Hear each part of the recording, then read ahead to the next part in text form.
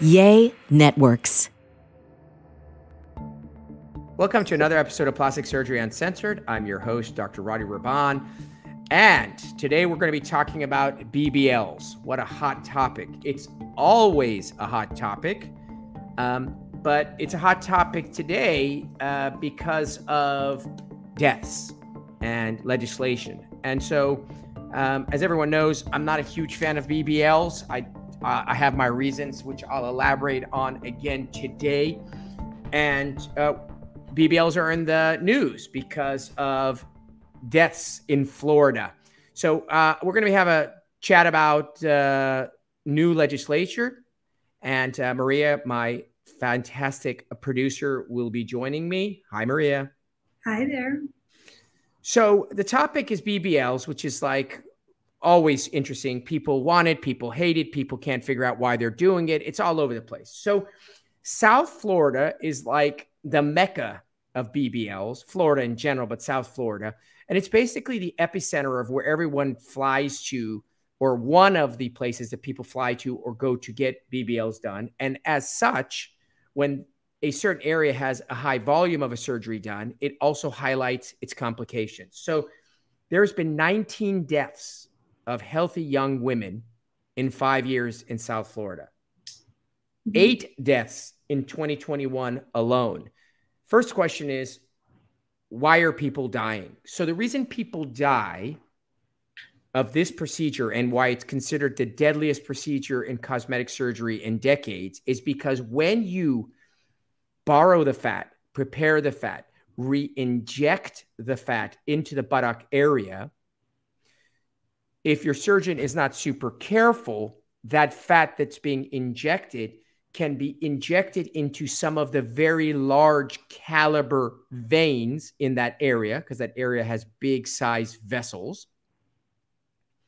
And that fat goes into those vessels, shoots up into your lungs, and then causes an embolus or an emboli known as a fat emboli. So it is equivalent to a blood clot that goes and causes a pulmonary embolus that we traditionally know as a PE, except instead of blood, it's fat.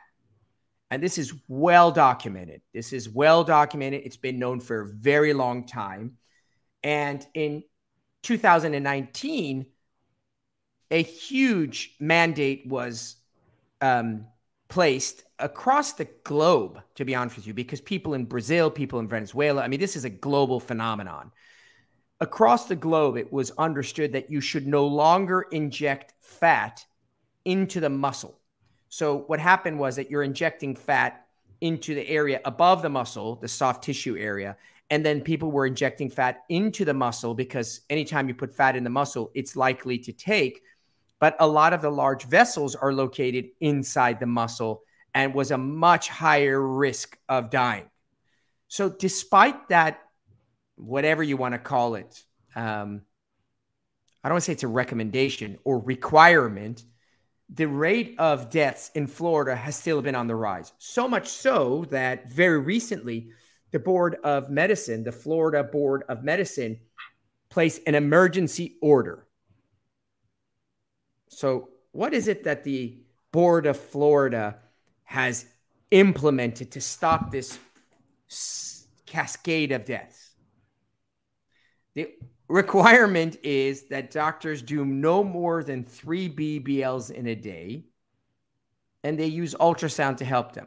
In my humble opinion, that is ridiculous. That is the stupidest thing I've ever heard. But is it being implied that they're doing too many, therefore that's why they're tired and that's why they're screwing up? Exactly. So because there was this one particular case study of these women that have died, one of them was this doctor who had done 7 BBLs in a day.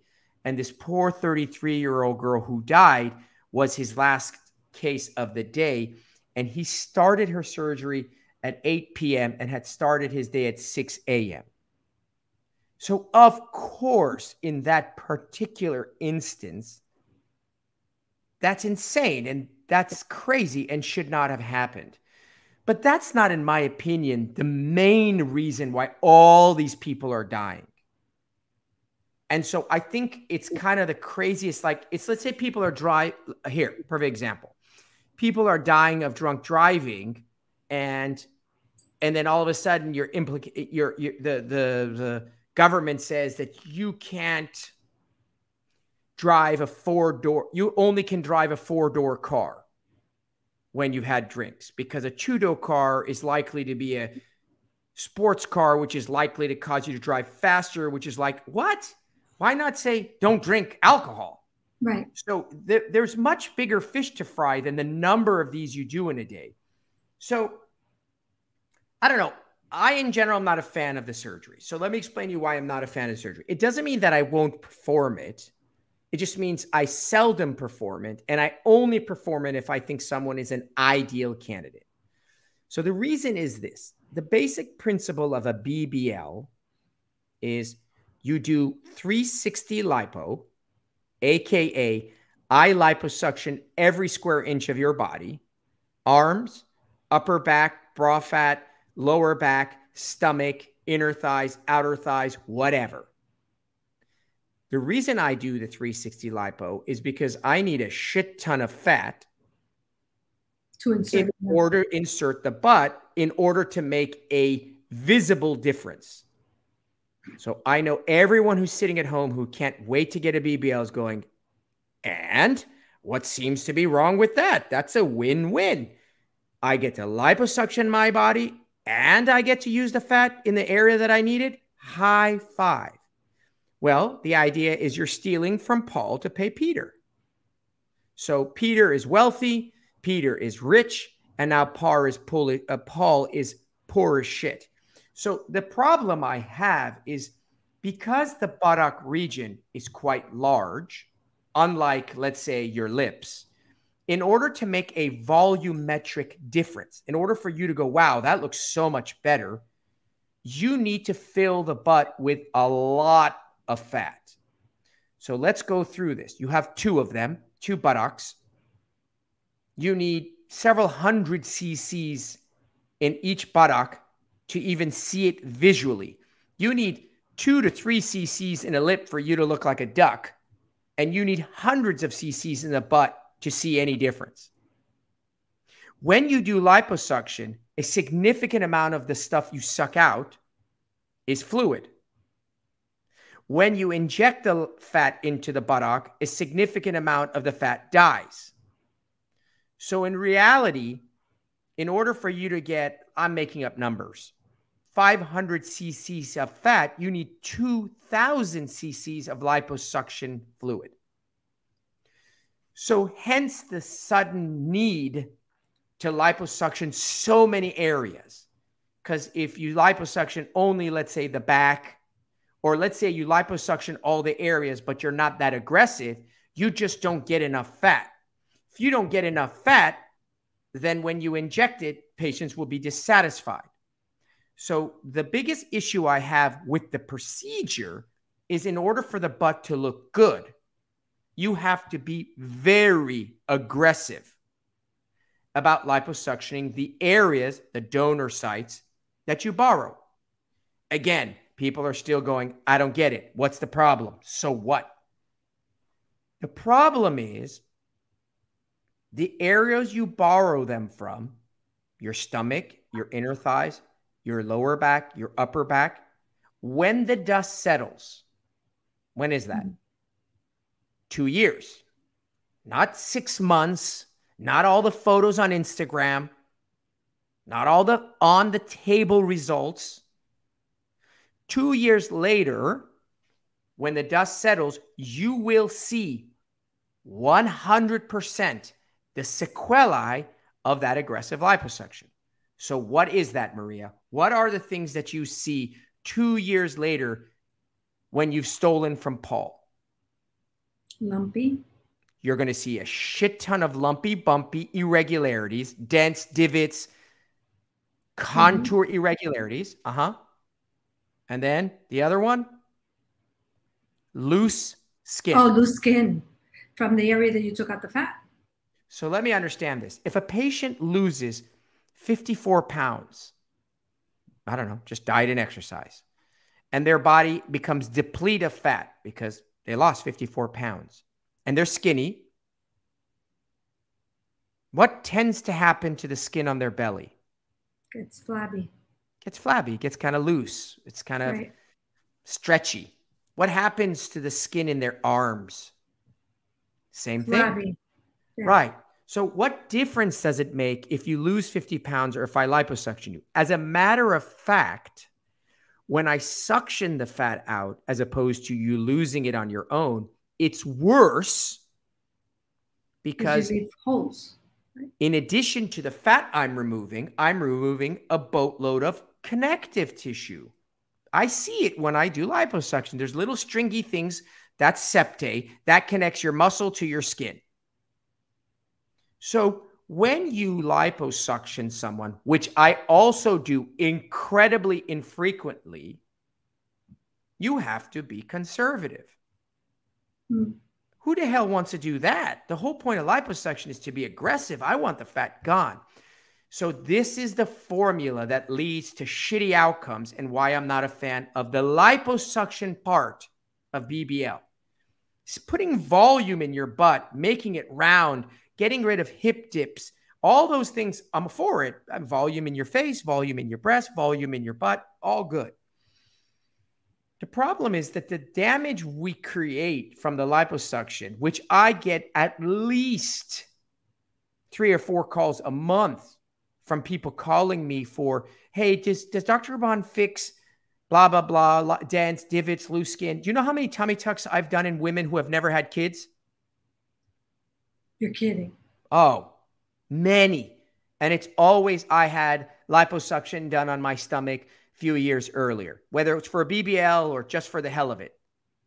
Jeez. Many. I've done tummy tucks in 20-year-olds who were 19, not 20-year-olds, like 25-year-olds who had liposuction when they were 22, super aggressive, and now they got all this loose skin as if they've had 3 kids. So that's the backstory. So now we're going to take a quick break. We'll come back and I'm going to tell you my thoughts as to what I think is the reason why people are dying of these BBLs. And then when you know why they're dying, then you should address the legislature according to, hey, drinking and driving causes death. Stop drinking. And then we can resolve the issue, not drive a 4-door car instead of a 2-door car. You know what I'm saying? Yeah. All right, we'll be right back with the second half of Plastic Surgery Uncensored with Dr. Rady Rahban. All right, welcome back to the second half of Plastic Surgery Uncensored, and I'm on my BBL liposuction rant with Maria. I want you to know, I live in Miami, and there isn't a shopping center or office complex where you do not see cosmetic procedure, BBL. I mean, this really is the capital. I don't know if it's because so many people come from Latin America, they stop by, but perfect segue. Yeah. And that is part of the perfect segue. So why the hell is this happening? We don't have this happening with rhinoplasty. We didn't have this happening in the 90s with breast dogs. People weren't dying left, right, and center. So the reason why this is a true crisis, I mean, I'm talking about, what are the numbers here? 19 deaths in 5 years, 8 deaths in 2021. I'm talking mothers of 3, mothers of 4, young women, just otherwise healthy, go into a clinic, boom, drop dead. Forget about all the women that go to these third world countries. Oh my God, God help you if you do medical tourism or destination plastic surgery. That's a catastrophe. Who did we have on one of our shows where her sister went, got a BBL, and then became brain dead, and they had to fly her back? That was Jelena Solano. Jelena Solano's episode. The Hispanic reporter. And it was done here in South Florida. And she's from New York. South Florida. Oh, my God. She did South Florida. What about our patient that we did the lip reduction on who allegedly died of her third BBL? Jocelyn Cano. Right. So the Mexican Kim Kardashian. Right. So this is a true crisis. So number one is you have a procedure that inherently, just by the mechanics of the surgery, is deadly. In other words, for you to die of a rhinoplasty, you just have to bleed for hours upon hours. Otherwise, in and of itself, it's not deadly.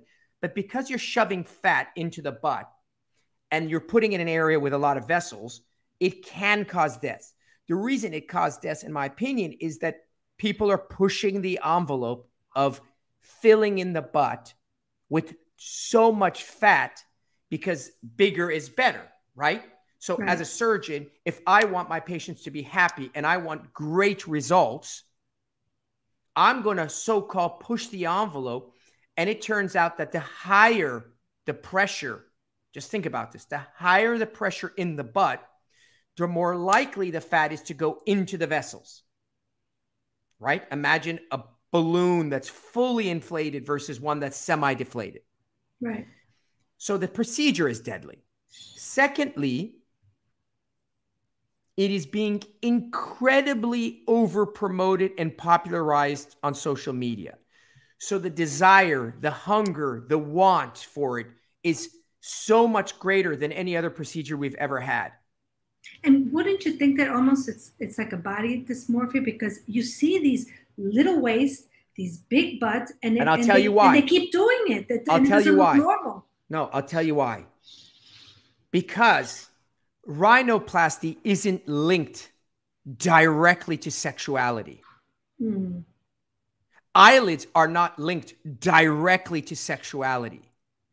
So like other procedures, when you get too much done, you look weird and you're ostracized, right? People don't come up to the cat woman and be like, oh my God, you look so sexy. Will you go out with me? But there is a subworld, a sex world, a OnlyFans world, a world where a girl who's otherwise just so-called quote unquote ordinary, by massively inflating her butt, creating this weird anime, bizarre appearance that by all standards, if it was her nose or her ear, would be ostracized, now has a massive following of Instagram followers and OnlyFans people paying her money. It's monetized, whereas other abnormalities don't get monetized. That is wherein lies the problem. So here I am. If you notice, a lot of these women that are dying are lower socioeconomic. So this is if you look, this is all part of the mix. So here you have a procedure that's potentially deadly.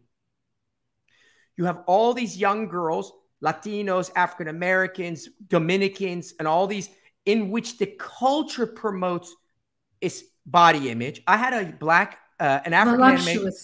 Right. Well, listen, which is part of the culture because, listen, if you're from, I don't know, Germany, you're just not well endowed usually. Yes. But if you're from Brazil, just genetically, you are.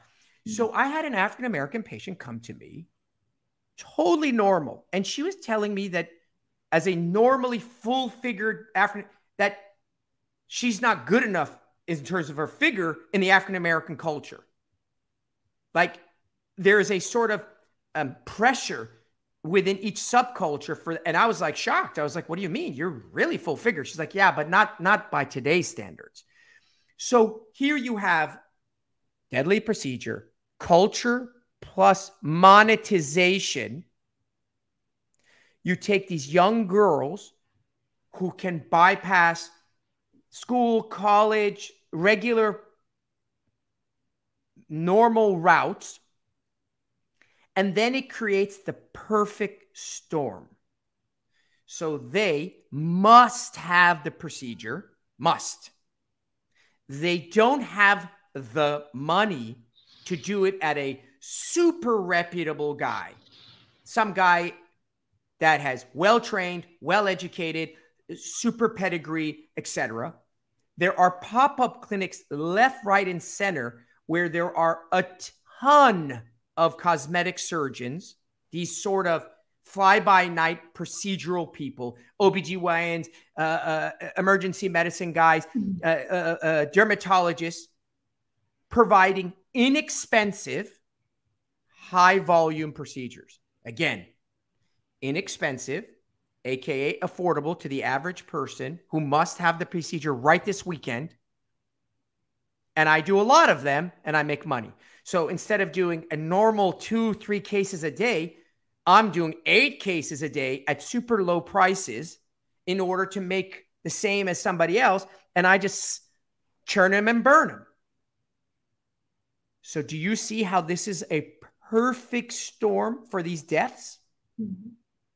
And the funny thing is that they're doing it because of vanity. And at the end, they wind up losing their lives and leaving their children orphaned, their husbands or it's widows. Catastrophic.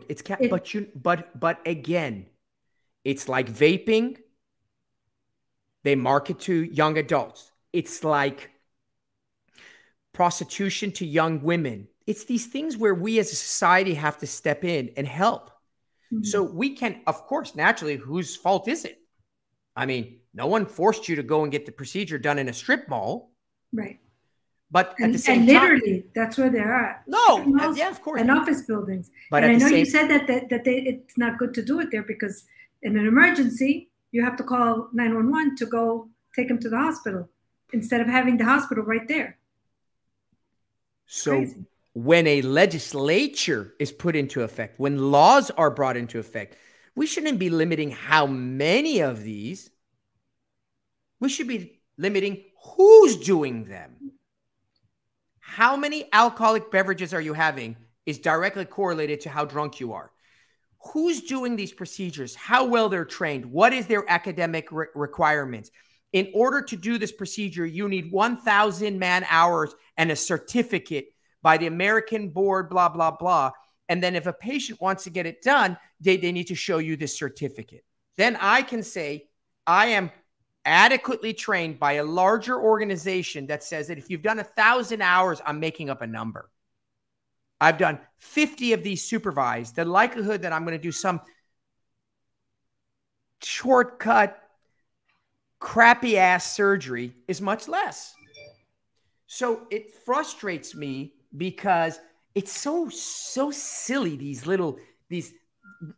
this stupid requirement. No more than 3. So instead of killing 7 people that day, they're only going to kill 3. Don't get me wrong. It's not that board-certified plastic surgeons aren't killing patients. As a matter of fact, if I'm not mistaken, the guy that did 7 in a day was a board-certified plastic surgeon. So by They're just getting greedy. They're getting greedy. By no means would I suggest that it's all, we're the best board-certified surgeons, yada, yada, yada, and everybody else is shit. No, there's a lot of terrible board-certified plastic surgeons. It's just statistically less. And when there's a procedure that is as deadly as this one, people should get extra training. That's it. Simple. Just get extra training. Mm-hmm. At any rate, it's one of those pet peeve frustration things. And then the irony of all this, mm-hmm. Kim Kardashian and those individuals are reversing it. Yeah. That's the other thing I wanted to tell you. I think it's just insane. Yeah. Well, I've heard things that it's not naturally being reversed, but. Well, you can't. What do you mean naturally be reversed? I just stuck, 1,000 cc's of fat in my butt. It doesn't just go away. I got to suction it out. I got to get it out. Well, but if they lose weight, if they go into. It doesn't matter if you lose weight. It'll hang, right? No. In general, it's almost impossible to reverse without some deformity. So I put a breast implant in a woman. She gets 800 cc's of implant. She then calls and says, you know what? I'm over it. I'm out of this stage. I don't like the way this looks. No problem. I go and remove that breast implant. What does her breast skin look like? It's sagging. So it's not that simple. Yes. Remember, in clothes and Spanx and I mean, garments and, the Kardashians are well known to have amazing undergarments, right? Like, what did she go to the Met Gala? Mm-hmm. And she looked like, what was that? What's her name? She went in Marilyn Monroe's dress. Yeah. Like Jessica Rabbit. Like she was almost had one rib, mm-hmm. It is what it is. All I'm just saying is it's just such a mess. And I feel so bad because this procedure and this underworld and this crossing between sexuality, plastic surgery, it's gotten really messy. And the crosshairs are these poor people that are dying. And, you can do BBLs. I think it's a great procedure. I think if it's done tastefully in the right patient and done judiciously, sure, why not? It's a procedure. It's just not, it's just being so, the volume is cranked up. Instead of listening to the music at 6 decibels, you're listening to music at 10 decibels. Right. So any rate, that's and people like the Kardashians are an influence. They're an influence. They're an influence. Whether it be the lips with the sisters or whether it be the butt. You can't blame the Kardashians. At some point, no, but I'm saying they're an influence. Of course, everybody has to take. We're in a society that we don't take responsibility for nothing.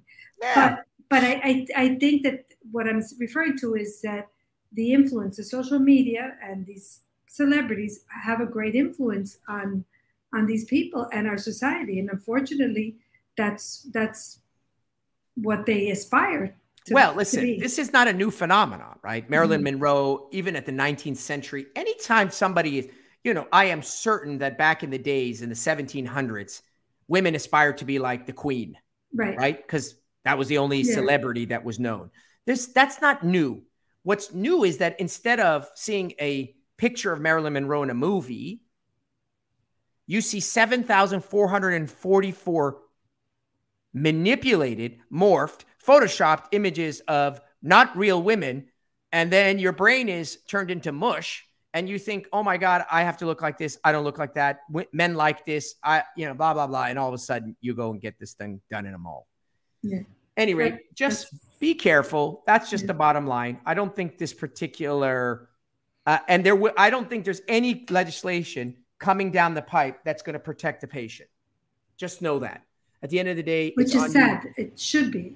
But there isn't. And I don't see it coming anytime soon. Definitely, if this is any indication, this is a joke. So it's going to be a long time before you can rely on Big Brother to help you. And you need to be really careful. And this is a really vulnerable area where people are getting harmed every day. Yeah. All right, Maria. That's it. That's all I can say about this subject. But I want to tell you one thing before we go. Just like this subject with the BBL, this podcast helps a lot of people, gives them a clarity, an understanding of procedures. And just recently, we had a review on our podcast. Oh, we had a review? Yes, from Cynthia G730. And is it positive? Wait, is it positive? Yes, of course. She gave it 5 stars. And she says, one of my favorites. Dr. Rahban is amazing. I feel like he speaks in such an approachable and honest way. I love all the topics, whether I'm interested in doing that surgery or not. He provides valuable info on questions to ask and things to consider. I love how much info I get from this podcast and constantly recommend it.